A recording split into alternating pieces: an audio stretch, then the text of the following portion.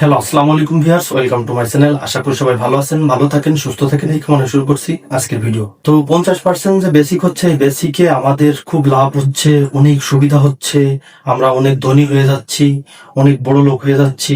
সরকার আমাদের একবারে সিঁড়িয়ে সুড়িয়ে একবারে আটি বেঁধে দিচ্ছে। মানে কি যে ভালো হচ্ছে আমাদের, সেটা আপনাদেরকে এক্সপ্লেন করে ভাষায় বোঝাতে পারবো না। তো কি পরিমাণ লাভ হচ্ছে, কতটা লাভবান হচ্ছে আমরা কর্মচারীরা, চলেন আমরা সে বিষয়ে আমরা একটু বুঝে আসি। সে বিষয়ে মালিক গাজী স্যার আমাদেরকে কি বলতিছে, সেটা আমরা ভালো করে তার মুখ থেকে শুনে আসি। এই যে ডিম আনছি, 1 ডজন ডিমের দাম 130 টাকা। তারপরে এই যে দেখেন 2 লিটার সয়াবিন তেল আনছি 400 টাকা, 200 টাকা এটা লিটার। আর খোলা তেলের দাম 210 টাকা। তারপরে এই যে দেখেন 2 কেজি আটা কিনে আনছি, নবম গ্রেডে চাকরি করি, 2 কেজি আটা কিনে আনছি, 2 কেজি আটার দাম 90 টাকা।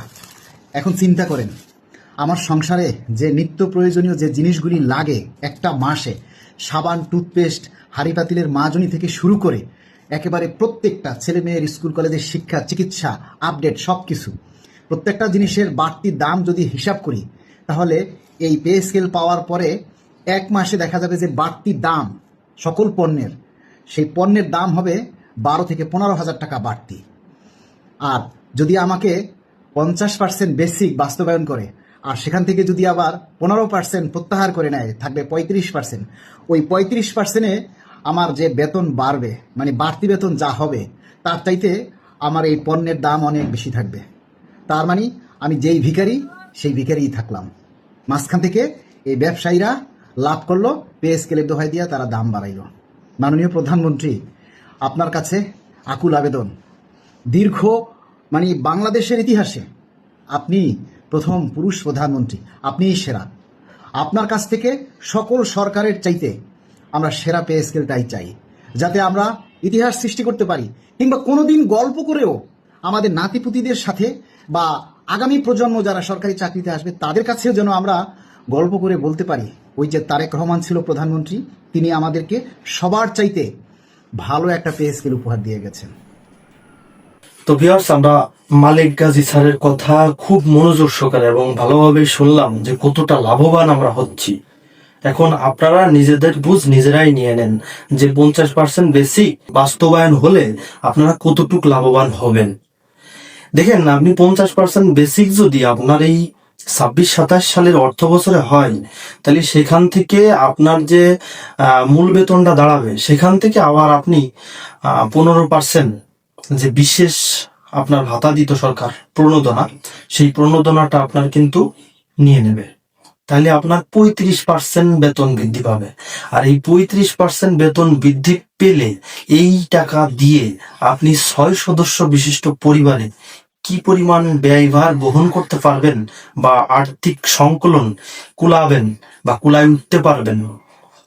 এই পরিস্থিতিতে, বর্তমান যে পরিস্থিতি হচ্ছে, আর পে স্কেল বাড়ার সাথে সাথে কত পার্সেন্ট বাড়ছে এটা কিন্তু সিন্ডিকেট পার্টি দেখবে না। পে স্কেল বাড়ার সাথে সাথে যে কয় ধাপ বাড়বে সেই কয় ধাপেই দাম বাড়াবে, ঠিক আছে?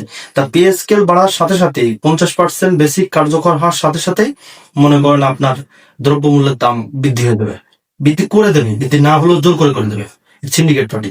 দেখেন, তেলের দাম কিন্তু সরকার দাম বাড়াতে এক প্রকার বাধ্য হয়েছে।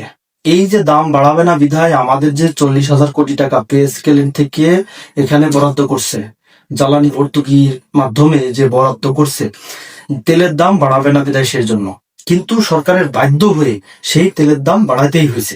কি লাইন, পুলিশ, তারপরে হচ্ছে আপনার আপনার ট্যাগ অফিসার, এদেরকে নিয়োগ করছে যাতে তেলের কোনো সিন্ডিকেট না হয়, তেল যাতে চুরি না হয়, তেল যাতে ভোক্তারা সুন্দরভাবে পায়। তারপরেও কিন্তু তেলের দামটা বাড়ানো ঠেকাইতে পারেনি সরকার। মাঝখান থেকে আমাদের যে 40,000 কোটি টাকা আমাদের জন্য পে স্কেলের জন্য যে অন্তর্বর্তীকালীন সরকার রেখে গিয়েছিল, সেটা মার খেল, ঠিক আছে? সেটা আমাদের আর হইল না, সেটা আমাদের কাছ থেকে নিয়ে যে অন্যান্য বরাদ্দে খাটাইলো।